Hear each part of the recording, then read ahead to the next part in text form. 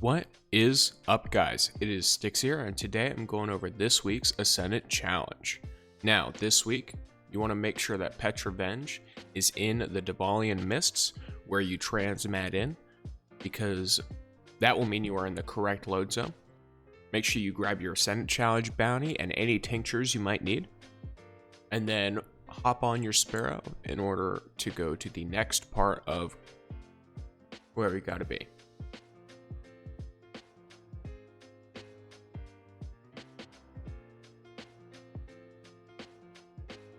Feel free to follow along. This week's Ascendant challenge is the Cimmerian Garrison, so if you already know where that is, you can go ahead and just go there and then skip to the point in the video where I enter the Ascendant challenge.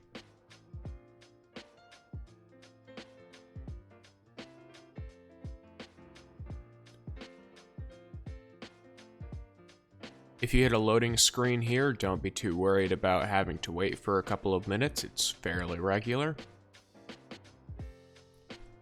Likely due to reset.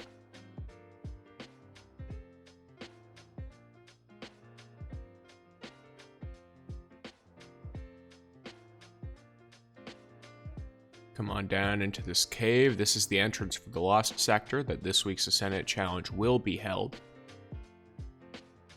I don't remember what it's called. It's about to show up. But either way, it's the one that is in the rotation right now for Legend and Master Lost Sectors. It's very quick, actually. Especially if you have 1K. I don't, but if you do, it's really fast. Chamber of Starlight, there it is. You can skip past pretty much every mob in here. None of them do nearly enough damage to be a threat whatsoever. Especially if you have something like sniper damage resistance, which I highly recommend.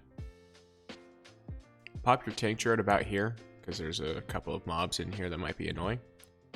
Use Curse of the Falling Star if you have it on your Titan. On Hunter or Warlock, use respective damage supers. This is the final boss in the room, so Chaos Reach. Maybe Top Tree Dawnblade, because there's a bit of parkour as well. And like Celestial Nighthawk, stuff like that. And then on your chest piece, try to have whatever damage resist mods you're comfortable with.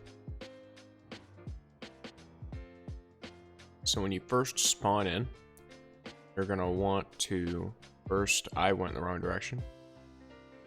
Alright, so looking at it from the middle, dead on with where you're supposed to be running, you're gonna want to go a little bit to the right onto this sort of floating rock to the side of the spawn circle. And then the first Ascendant egg is right down at the bottom of that cliff. I'm going to be going for these Ascendant eggs in order as we come across them, because in the Cimmerian Garrison challenge, it is extremely difficult to retrace your steps without dying. Not to mention, once you get the last egg, you kind of can't leave. Unless you can fly. So dodge all these yeet portals. You can ignore pretty much every mob in here. They will do some damage, but you can ignore them. If you don't want to, though, I would recommend murking the Shriekers and killing some of the Hobgoblins. That'll make things a lot easier for you if you're having trouble with surviving. Pretty general rule in stuff like this, because that, as you can see, the Shrieker is kind of peppering me, even though I have really high damage resist against its damage.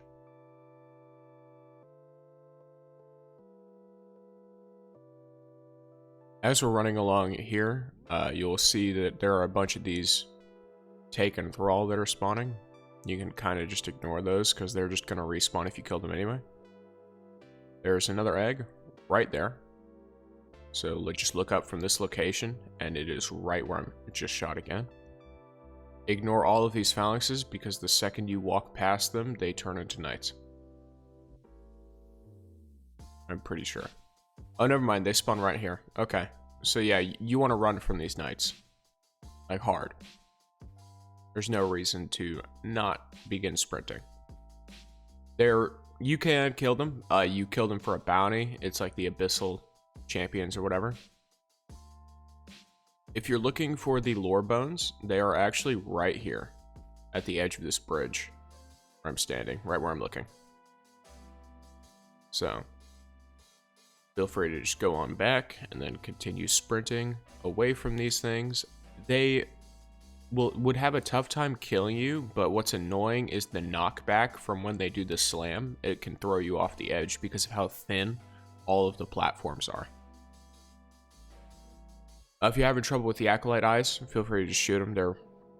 They take tons of damage, or rather they have really low health. I ignore them.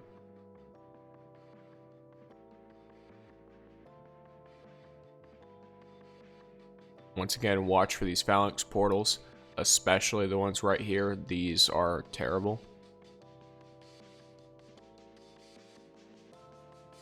If you could sort of just sprint through the middle while sliding to get out of the way of certain ones, that's best.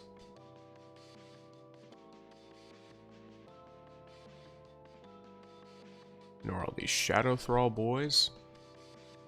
And once you get to about here, if you want to chill out for a second, all of those knights will stop chasing you when you stand on that along with the thrall.